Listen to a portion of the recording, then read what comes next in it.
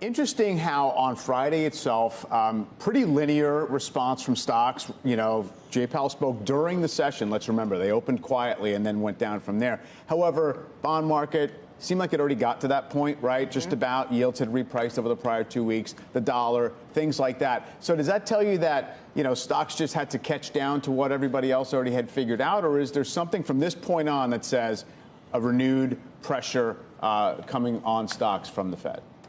Well, I think a couple things. So first of all, traditionally, we look at the bond market as a signal before we look at the stock market as a signal. So the bond market, usually we believe, knows things first. I think it was right in this sense. What stocks had priced in up until, let's call it August 16th, was this big possibility for a soft landing. I think the belief that we could manufacture one.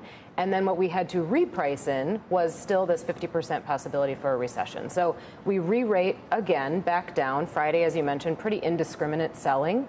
Probably going to have a little bit more selling today, and I don't think that that's a huge surprise given where multiples are. So if you look at where we are on a forward PE, about 17.3 times, which is right around the 10-year average, but with inflation at this level, maybe deserves to be a little lower until we get inflation under control. It would seem the stock market, in addition perhaps to pricing in that hopeful idea that there would be something explicit about a Fed pivot, deceleration, we're going to downshift to 25 basis point hikes and then we'll be done in a few months, whatever the message might have been. The market's also looking at the path of the inflation numbers themselves, right? So you've had, you know, this 1 month down in CPI. Friday morning, you had the core PCE inflation measure that came in below expectations. So the market's not just trying to say, oh, we were trading based on what Powell was going to say. We were trading based on how they may respond in a few months if inflation cooperates. I mean, that would be the bull case for why the lows would hold. Yeah, well, so you want the market to trade on the data rather than on Powell's words. And I think that's what he tried to send the message of on Friday was, look, you're not listening to me, so let me say it again very clearly, very succinctly, and then let's all watch the data. So if you're a bull in this environment, and I am optimistic that we can still have a rally through the end of the year, that doesn't necessarily mean that we'll get back up to the highs. It doesn't mean that we're going to end the year positive.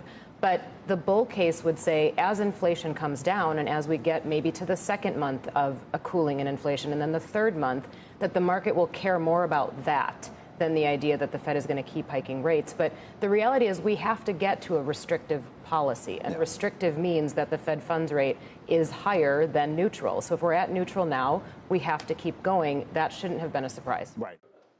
Shepard Smith here. Thanks for watching CNBC on YouTube.